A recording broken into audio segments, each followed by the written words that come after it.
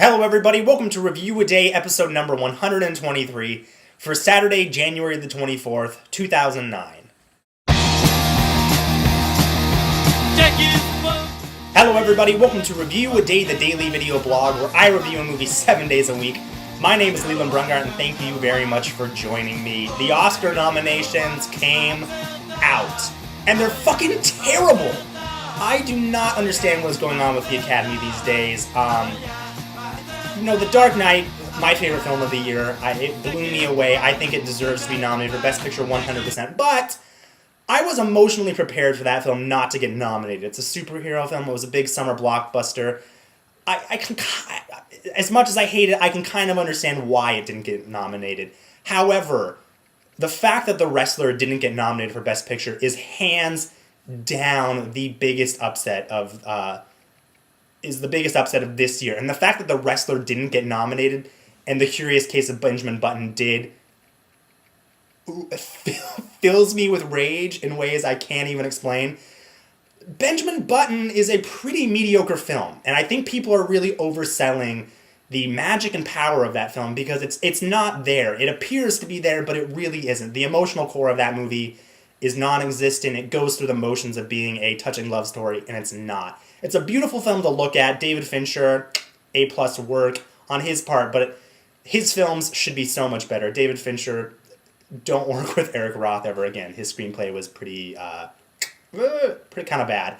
The film I'm going to be reviewing for you guys today is a film that actually also got snubbed by the Academy at the Oscars, is Che. And this film is directed by Steven Soderbergh, who directed Ocean's 12, Ocean's 11, 12, and 13, Traffic, Sex, Lies, and Videotape, which is a film I adore. This film Che is based on the life and times of Ernesto Che Guevara, the Cuban revolutionary. It's a 5-hour epic. I'm reviewing them as one film because it kind of is. It stars Benicio del Toro as Che Guevara, Demian Bichir as Fidel Castro, Catalina Sandino Moreno. I'm going to stop right there because I don't want to embarrass myself anymore with my horrific Spanish-speaking skills. Based on Che Guevara, first of all, I want to completely applaud Independent Film Channel for the way they release their films, because Che was released by IFC, and IFC does something really fantastic, is they release their films in theaters, and then a couple weeks later, they release them on Comcast On Demand. So I got the chance to see Che in HD in the comfort of my own home. IFC, thank you so much. I watched Che Part 1 one night, and the next night I watched Che Part 2. Che really is, I believe, it's this year's There Will Be Blood. However, I don't think as many people are going to see Che, which is really sad because this is a phenomenal film.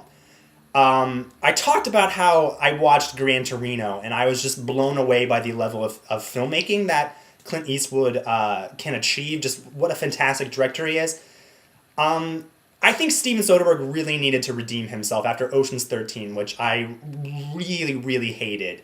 And he completely does it with this film. I think the level of filmmaking he's working on the level he's on in this film is that of Francis Ford Coppola. There are so many times in this film where I was like, that could be straight out of Apocalypse Now or The Godfather. It's astounding how beautiful this film is. It is 5.5 hours. It's over 5 hours. I believe both halves are a little bit over 2 hours. So it is long. But when I watched them in two parts, which I highly recommend doing, I did not mind it whatsoever. It is a fascinating story. It really does try to stay away from being a typical biopic movie. You do not go back in time and see Che Guevara as a little kid, Ernesto Che Guevara. You don't see him go through middle school. You don't see him overcome these great odds.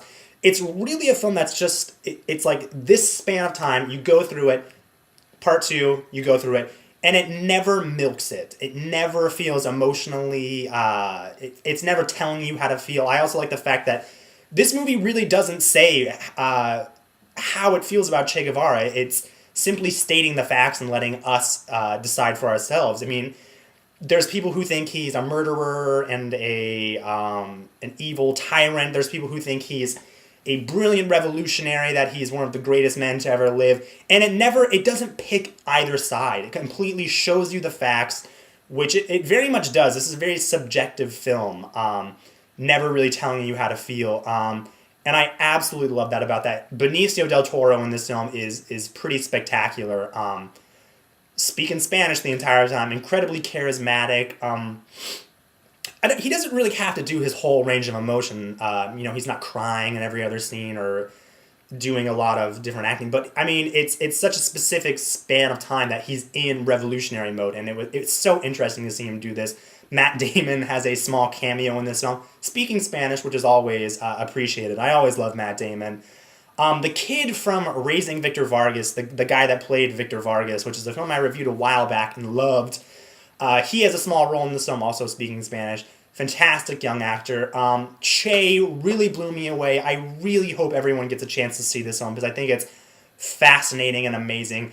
I give Che a 5 out of 5. This is the type of film that I'm really upset I didn't see when I made my top 10 of 2008, because this film would have absolutely been on it, and it absolutely would have been towards the top. It is such a...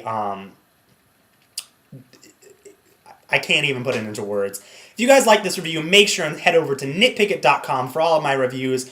Blogs, I posted a review of Paul Blart Mall Cop. Check it out. Or head over to dampercast.com, dampercast.com for my other podcast. If you guys like this video, make sure and subscribe. Give me some star ratings. Thank you very much for watching, and I will see you guys tomorrow.